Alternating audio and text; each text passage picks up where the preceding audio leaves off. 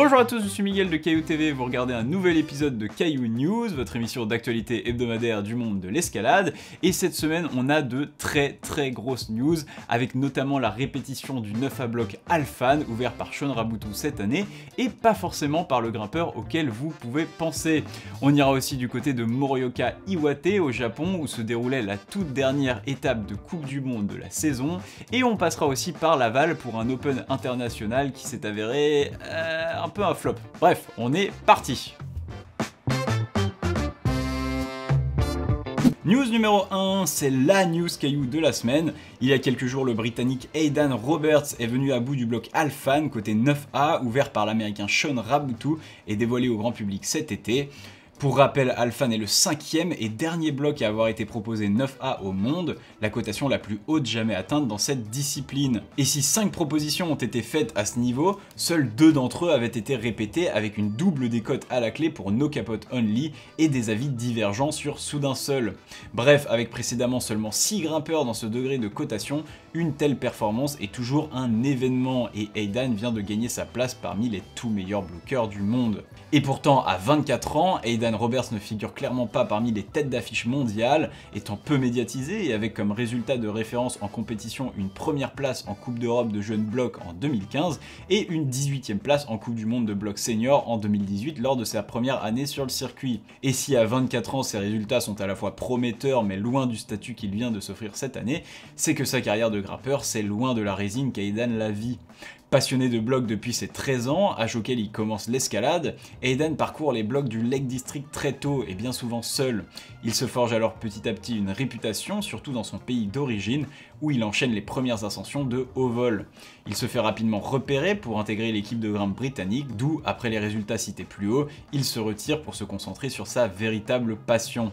Un choix peu orthodoxe à la vue du manque de médiatisation de l'outdoor, et pourtant c'est à ce moment qu'Aidan s'envole enchaînant bloc extrême sur bloc extrême, comme Leopold von Tutu 8C, Outliers 8C, B-Wilderness 8B+, et surtout Super Powers, considéré comme le premier 8C+, britannique, et Islas of Wonders le second. Bref, un petit résumé de sa courte carrière déjà si remplie, que je vous invite à compléter en allant voir le film World Class, The Story of Aidan Roberts Bouldering Breakthrough sur la chaîne de Lattice Training. C'est en anglais, mais ça vaut sacrément le détour, le lien est dans la description. Mais revenons plutôt à Alphan. Concernant ce bloc, Aidan avait déjà eu l'occasion de mettre les mains dedans au printemps justement, aux côtés du fameux Shun Rabutu. Ses premières sessions étaient déjà prometteuses et il confie avoir même effectué tous les mouvements assez rapidement. C'est donc après quelques sessions de plus, un gros travail sur le pan de Gulic et sur les transitions du passage, qu'Aidan est enfin venu à bout du monument. Et comme d'habitude avec ce genre de performance, la question sur toutes les lèvres est celle de la cotation. Alphan vaut-il réellement 9A bloc? Et si Aidan ne mentionne rien sur celle-ci dans son post Instagram, c'est que le grimpeur a préféré s'y attarder plus longuement et de vive voix dans un podcast publié sur Spotify. Là aussi je vous laisse le lien dans la description, mais je vous préviens, la qualité audio est pas fantastique, et si comme moi votre compréhension de l'anglais est mi-figue mi-raisin, vous allez saigner des oreilles. Bref, soyons clairs tout de suite, la cotation, Aidan ne sait pas trop quoi en penser. En fait, il rappelle dans un premier temps que Shun Rabutu et le gang des grimpeurs de Melo qui ont effectué un gros travail collectif pour l'ouverture de ce bloc ont beaucoup plus d'expérience que lui pour juger d'un tel monument. Et oui, comme je vous le disais plus tôt, si Aidan est un prodige, il dispose d'une pléthore de 8C dans son palmarès, mais finalement assez peu de 8C+.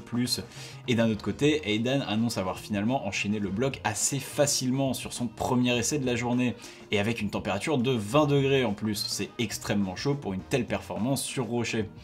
Enfin, Aidan semble plutôt confirmer la cotation de 9A, rappelant au passage qu'il est extrêmement difficile de juger une cotation, surtout lorsqu'il s'agit des limites humaines actuelles. Imaginez un peu devoir annoncer publiquement que vous êtes l'un des meilleurs grimpeurs au monde, et que ce que vous venez d'accomplir est la plus grande performance sportive de la discipline, extrêmement dérangeant. Bref, en tout cas, ce qui est sûr, c'est qu'Aidan vient véritablement de se faire une place dans le gratin de l'escalade mondiale, et au rythme où ça va, il est parti pour durer.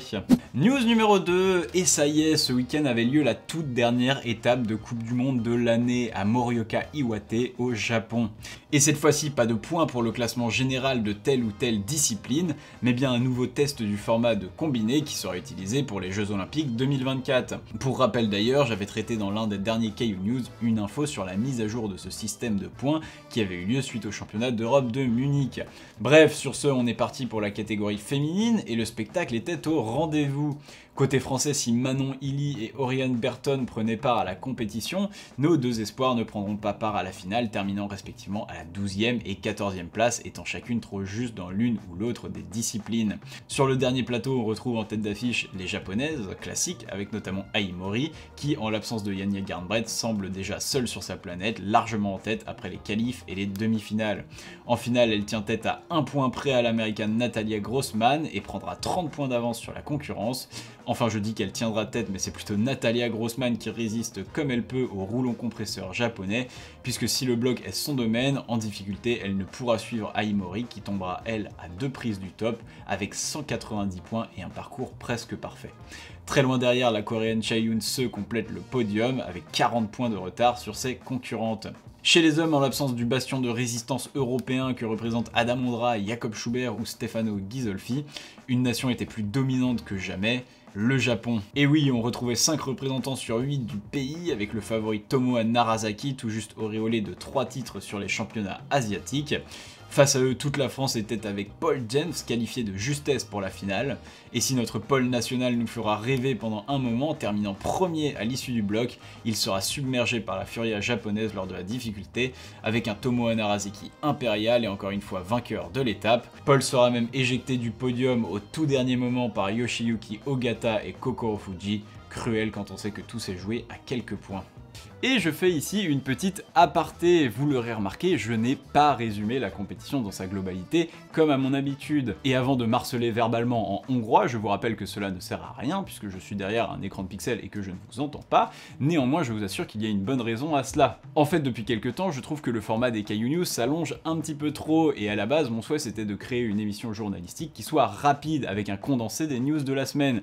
Je vais donc essayer de revenir un petit peu à ça en enlevant le résumé des compétitions des KU News. Mais ne vous inquiétez pas, cela ne veut plus dire plus de résumé des finales de Coupe du Monde, cela veut juste dire l'apparition d'un nouveau format qui sera dédié à ça. Il arrivera sûrement en fin de semaine ou au début de la semaine prochaine, avec l'épisode sur Morioka Iwate au Japon donc, et il me permettra de mieux détailler chaque participant de la finale, de suivre un petit peu mieux le fil rouge de la compétition, et même de faire un point sur les classements. Donc voilà, c'est tout bénef, et on passe à la news suivante. News numéro 3, et si l'attraction principale du week-end était cette Coupe du Monde à Morioka Iwate, eh bien celle-ci a causé quelques dissensions au sein des organisations compétitives, et notamment vis-à-vis de l'Open international qui se déroulait en simultané dans la ville de Laval, en Mayenne. Rappelez-vous, la semaine dernière déjà, la première étape de Coupe de France de bloc avait été quelque peu éclipsée par le Master of Fire, organisé à Bruxelles le même week-end. Mais si cet événement aura tout de même permis à pas mal de jeunes de briller en Coupe de France et n'aura pas eu grand impact sur le déroulé de l'étape officielle, ici la situation est bien différente. En fait, cet Open international devait servir de test grandeur nature au tournoi de qualification olympique qui se déroulera également à Laval l'année prochaine. L'objectif était donc de se roder pour l'organisation et de s'entraîner à ce nouveau format pour les athlètes. Mais alors, pourquoi avoir planifié une étape de Coupe du Monde proposant le même format à la même date? Eh bien tout simplement puisque cette étape de Morioka Iwate était à la base une étape de Coupe du Monde de bloc prévue en mai, puis reportée, et que la seule date libre pour la reprogrammer était en ce week-end du 21 novembre. Sauf que voilà, suite à cette planification douteuse, et sûrement des histoires de gros sous derrière, les athlètes ont préféré se rendre à Morioka Iwate au Japon. Enfin, tous les athlètes non, puisqu'une poignée d'irréductibles grimpeurs ont tout de même participé à la compétition, 21 pour être exact, soit 9 femmes et 12 hommes, nous rappelant les heures les plus sombres de notre carrière de poussin en compétition départementale. Enfin, malgré cela, une compétition reste une compétition, et si l'on peut critiquer le nombre de participants, il y avait tout de même du niveau en finale. Chez les femmes, 3 compétitrices se seront tenues la bourre toute la compétition. Il s'agit de nos deux françaises Fanny Gibert et Hélène Janico, ainsi que la serbe Stasa Gejo. Alors que c'est Fanny qui sort largement en tête du bloc avec 4 tops, Stasha la suit de près avec seulement un top de moins mais une zone haute dans le premier bloc, tandis qu'Hélène suit tant bien que mal avec 2 tops sur une discipline qui lui est moins familière. Mais sur la difficulté, tout va s'inverser, et si Fanny Gibert place la barre très haut avec un bon run pour une spécialiste du bloc qui la place à 170 points au total, Stas Aguejo n'arrivera pas à suivre, et c'est alors à Hélène Janico de s'élancer. Celle-ci montre alors sa supériorité en difficulté et va même topper la voie, rattrapant ses 92 points de retard sur Fanny Gibert et remportant la compétition. Chez les hommes, on retrouvait en finale 3 représentants tricolores avec Mika Mawem, Manu Cornu et Mathieu Ternant, alors que côté étranger, c'est le Suisse Julien Clémenche qui fera forte impression. Et malheureusement pour nos tricolores spécialistes du bloc, on comptait beaucoup sur cette discipline pour faire la différence, mais celle-ci s'avérera extrêmement relevée et seuls Manu Cornu et Julien Clémence réussiront à topper quelques blocs. Julien Clémence terminant premier avec 2 tops et Manu Cornu deuxième avec 1 bloc. En difficulté, nos Français sont alors trop à la traîne. Mathieu Ternant, 3ème du bloc, tombera lui très tôt, ajoutant à peine 30 points à ses 35 points de bloc, très loin du total nécessaire.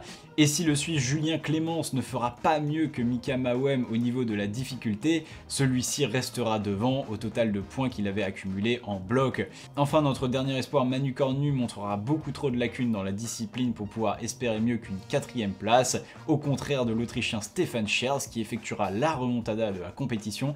Avec seulement 18 points à l'issue du bloc, il enchaînera presque la totalité de la voie et terminera à 106 points, ce qui suffira pour s'octroyer la 2ème place. Enfin, on va terminer par la vitesse, puisqu'en marge de cette compétition se déroulait également une Coupe d'Europe. Chez les femmes, en l'absence des Polonaises, nos tricolores étaient au rendez-vous, et Capucine Viglione remporte même l'or en battant en finale sa compatriote Lison Gautron. A noter que le podium aurait même pu être 100% tricolore si l'italienne Giulia Randi n'avait pas battu Victoire Andrier en petite finale. Chez les hommes, c'est l'espagnol Eric Noya Cardona qui s'impose face à l'ukrainien Yaroslav Kash en 5-51, alors que notre français Guillaume Moreau termine au pied du podium, zippant en petite finale contre l'Italien Ludovico Fossali. Et voilà, c'est tout pour ces news, et maintenant on passe aux croix de la semaine. C'est peut-être la falaisiste dont on a le plus entendu parler cette année. Anak Verhoeven continue sa saison à Rodayar, toujours et encore me direz-vous, au nord de l'Espagne avec l'enchaînement de No Pain No Gain 9A+. Il aura fallu 8 jours à la grimpeuse du plat pays pour aller clipper le relais de cette classique en réalisant la première ascension féminine de la voie. On espère évidemment que sa saison se termine en beauté, mais surtout qu'elle reste sur cette même lancée pour 2023. Nous en parlions déjà la semaine dernière, Alex Megos ne s'arrête plus sur le secteur de la Serra de Montsant en Espagne. Vous me remarquerez que plus l'hiver approche, plus les croix de la semaine s'hispanisent. Après 3 voies extrêmes la semaine dernière, il a pu effectuer la First Ascent de Pink Patatas, proposé 9A+, un bloc en 8A+, suivi d'une ligne en 8C+, le tout donnant une voie de plus de 50 mouvements dans un toit, histoire de ne pas rendre la chose trop simple. Pour continuer sa folle semaine, l'Allemand s'est aussi offert la libération de Patatas Pantera, qu'il propose 9A, visiblement une attache particulière avec les patates pour l'Allemand, qui enchaîne aussi Chan Chan Bastards, 9A+/B, une combinaison de la première longueur de The Journey, qu'il avait enchaîné la semaine dernière, et de la fin de Café Columbia, le gros projet de Jorge Diaz Rullo, dont une partie des prises de fin est taillée aux grandes dames du falaisiste.